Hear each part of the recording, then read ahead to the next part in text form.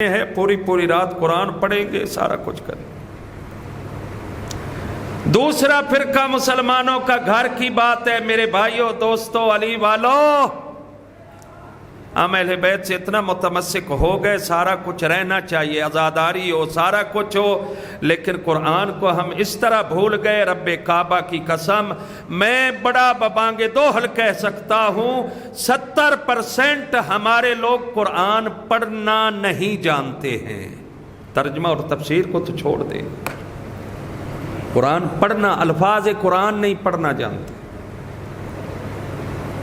اور جو 30% یہ بھی زور لگائے پڑھنا جانتے ہیں، ان میں سے 30% میں سے 2% ترجمہ قرآن جانتے ہوں گے شاید۔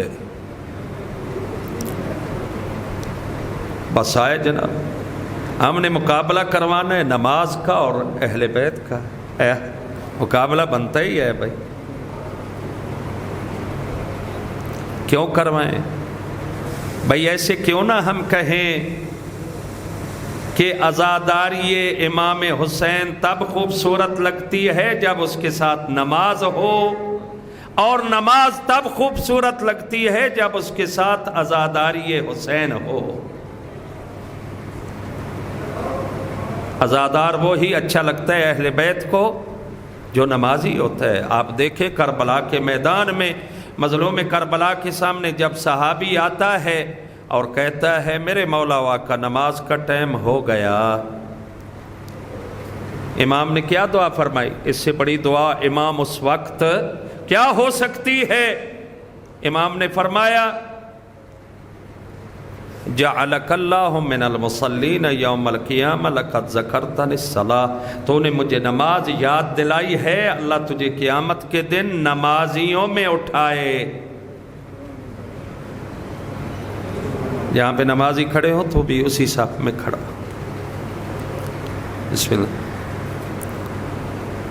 کوشش کریں، بڑا خوبصورت، ہمیں تو لگتا ہے بہرحال اپنا اپنا مزاج ہوتا ہے، باقیوں کو لگتا ہے یا نہیں، کتنا خوبصورت ماحول ہوتا ہے وہ جب آپ حسین حسین کرتے ہوئے جا رہے ہیں، عزاداری کرتے ہوئے جا رہے ہیں، عبادت کرتے ہوئے جا رہے ہیں، اجر رسالت ادا کرتے ہوئے جا رہے ہیں، ادھر سے ندا آتی ہے اللہ اکبر، آپ وہی سب کچھ روک کر اور کھڑے ہو جاتے ہیں، تکبیر کہتے ہیں، نماز ادا کرتے ہیں، سجدہ کرتے ہیں، رکوع کرتے ہیں۔ میرا اللہ، ہم تو تیرے لیے حاضر ہیں، تیری عبادت کے لیے، یہ ہمیں حسین نے سکھایا ہے۔ سب کچھ قربان ہو سکتا ہے، اصل میں اصل ذات خدا ہے نا، اللہ ہے۔ دنیا پوری ناراض ہو جائے کوئی حرج نہیں ہوتی، رزق تو کوئی بند نہیں کر سکتا نا، دینے والا اللہ ہو تو کون روک سکتا ہے؟ دعائے عرفہ تو آپ پڑھتے ہوں گے امام حسین علیہ السلام کی۔ امام حسین علیہ السلام فرماتے الہی و سیدی و مولایا، الہی من وجدک ماذا فقد ومن فقدک ماذا وجد۔ میرے اور آپ کے امام حسین فرماتے ہیں، جن کے ہم عزادار ہیں، فرماتے ہیں میرے مولا و آقا، جس نے تجھے پا لیا اس نے کیا کھویا، اور جس نے تجھے کھو دیا اس نے کیا پایا ہے۔ دعائے عرفہ ہے، مقام عرفات میں امام نے یہ دعا پڑھی تھی۔ امام سجاد کی بھی دعا ہے۔ کبھی آپ نے دیکھا ہے ہمارے سٹیج سے دعا کے موضوع پہ خطاب ہو رہا ہو؟ ہمارے ائمہ نے ہماری مدد کی ہے، ہر موضوع میں ہماری مدد کی ہے۔ کون سے ہم آل محمد کی مدد کے قائل ہیں بھائی؟ آپ ہیں یا نہیں؟ کہیں ایسا تو نہیں اعتکاف میں آ کے مدد ہی بھول گئے؟ بڑے عبادت گزار، مدد کے قائل ہیں، ہم ہیں۔ آل محمد نے ہماری مدد کی ہے۔ کون سی چیز ہے جس میں مدد نہیں کی؟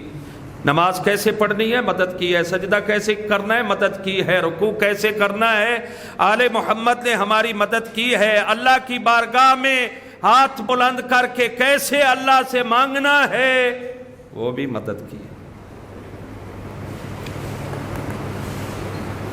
ہر میدان میں آل محمد نے ہماری مدد کی. ایک مقام آیا ہے علی ولی نے آپ سے مدد مانگی ہے. نہج البلاغہ ہے وہی خطبہ جو عثمان بن حنیف کو خط لکھا تھا مولا نے، اس میں یہ جملے ہیں. مولا فرماتے ہیں میں تمہارا وہ امام ہوں جو 2 خشک روٹیوں پہ گزارا کرتا ہوں اور 2 ردائیں ہیں علی کے پاس، وہ ہی تبدیل کرتا رہتا ہے. اور مولا علی جب کوفہ میں داخل ہوئے تھے نا ظاہری حکومت کے لیے، علی کے پاس 2 ردائیں تھی. علی نے آپ کو مخاطب کیا اور لوگوں کو مخاطب کر کے کہا لوگوں علی کوفہ میں داخل ہو رہا ہے، علی کے پاس 2 ردائیں ہیں. جب علی کوفہ سے نکلے نا علی کے پاس 3 ردائیں ہوں تو سمجھ لینا علی نے امانت داری سے کام نہیں لیا ہے. اس کا مطلب ہے تیسری ردا علی نے ادھر سے اٹھا لی. یہ سارا کچھ بتا کے فرماتے ہیں الا وقد لا تقدرون علی ذلک، علی جانتا ہے تم اس طرح کی زندگی گزارنے پہ قدرت نہیں رکھتے ہو کہ خشک روٹی، یہ علی ولی کا کام ہے کسی اور کا نہیں ہے. اور اس طرح کے لباس یہ علی کا کام ہے. لیکن علی نے اب مدد مانگی ہے آپ لوگوں سے.